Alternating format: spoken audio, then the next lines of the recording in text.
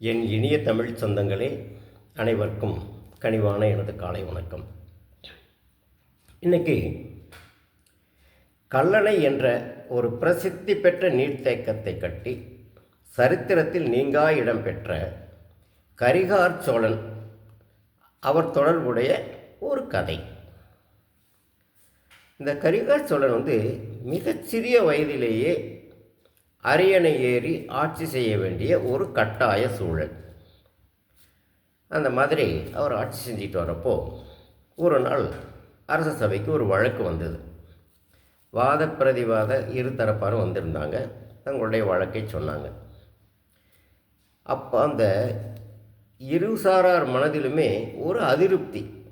ஏன்னா அவங்க எதிர்பார்த்து வந்தது ஒரு வயது முதிர்ந்த ஒரு அனுபவம் மிக்க ஒருத்தர் தன்னுடைய வழக்கை விசாரிப்பாங்க அப்படின்னு நினச்சிட்டு வந்தால், அங்கே ரொம்ப சின்ன ஒரு பையன் உட்காந்துருக்காரு. இவர்கிட்ட போய் நம்ம வழக்கை சொல்கிறோமே, இவருக்கு நம்ம சரியான தீர்ப்பு சொல்ல முடியுமா என்ற ஒரு எண்ணம் அவர்கள் மனதில் ஓடியது. ஒரு அதிருப்தி தெரிந்தது. இவங்க உள்ளத்தில் ஓடிய எண்ணங்களை கரிகார் சோழன் முகக்குறிப்பால் புரிஞ்சுக்கிட்டார். புரிஞ்சுக்கிட்டு என்ன சொன்னார்னா, ஐயா, உங்களுடைய வழக்கை விசாரித்ததில் இது கொஞ்சம் சிக்கலான வழக்காக தெரியுது. அதனால் என்னுடைய அவையில் இருக்கக்கூடிய யாராவது ஒரு மூத்த அறிஞர் யாராவது விசாரிப்பது தான் சரி என்று நினைக்கிறேன். எனவே கொஞ்சம் பொறுத்து இருக்கணும்.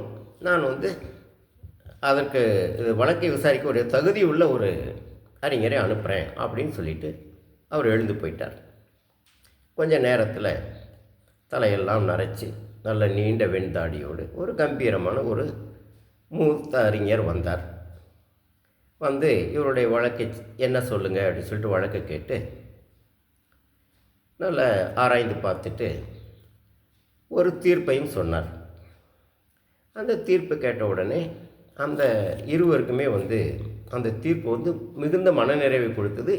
இரு சாராருமே ஏற்புடைய தீர்ப்பாக இருந்தது.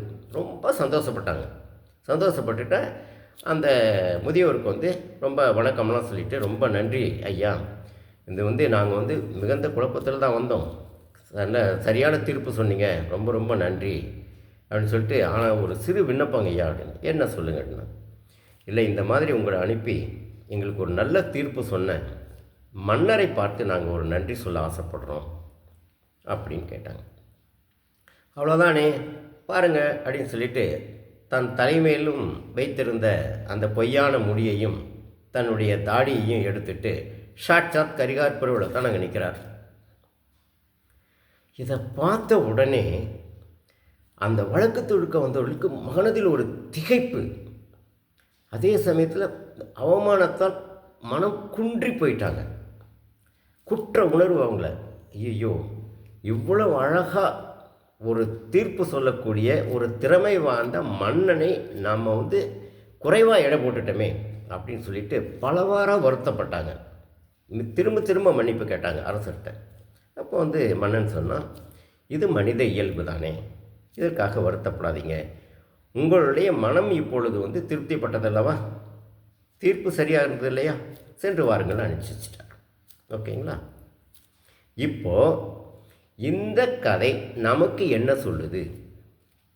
அதாவது ஒருவருடைய உருவத்தை பார்த்து நாம் அவருடைய தகுதியை எடை போடக்கூடாது. அவர் இளையவரா, முதியவரா, டிஃப்ரெண்ட்லி ஏபிள்டா, அது மேட்டர் கிடையாது. அவருடைய தகுதி, திறமை என்ன என்பதை மட்டும்தான் பார்க்கணும், இல்லைங்களா? இப்போது தாழம்பூ இருக்குது, நல்ல நீண்ட மடல் இருக்குது, வாசம்தான் வரும். ஆனால் அந்த மனம் எல்லாத்துக்கும் பிடிக்குமா? பிடிக்காது. ஆனால் அதே சமயத்தில் மகிழம்பூ இருக்கு இல்லையா, சின்னது தான், ரொம்ப சின்னது தான், ஆனால் அதோடைய வாசம் அத்தனை பேருடைய மனதையும் கவரும் இல்லையா? அவ்வளவு நல்ல மனம் கவரப்பட்ட பூ அந்த மகிழம்பூ. கடல், எவ்வளோ பெரிய கடல், ஆனால் அந்த கடல் நீரை நம்ம குடிக்க முடியுமா? அல்லது அந்த கடல் நீரில் இறங்கி நம்முடைய உடல் அழுக்க தான் கழுவிக்கிற மாதிரி குளிக்க முடியுமா?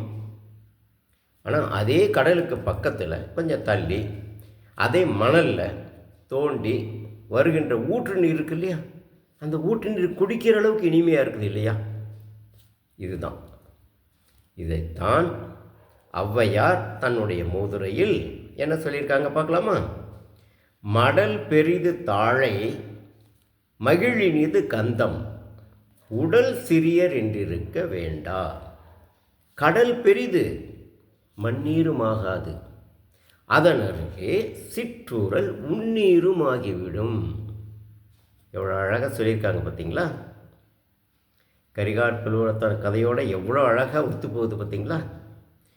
இதன் மூலமே நாம் அறிந்து கொள்ள வேண்டிய நீதி என்னன்னா, உருவு கண்டு எல்லாமே வேண்டும் என்பதனை உங்கள் முன் வைத்து இன்றைய பதிவை நிறைவு செய்கிறேன். மீண்டும் அடுத்த பதிவில் சந்திப்போம். நன்றி.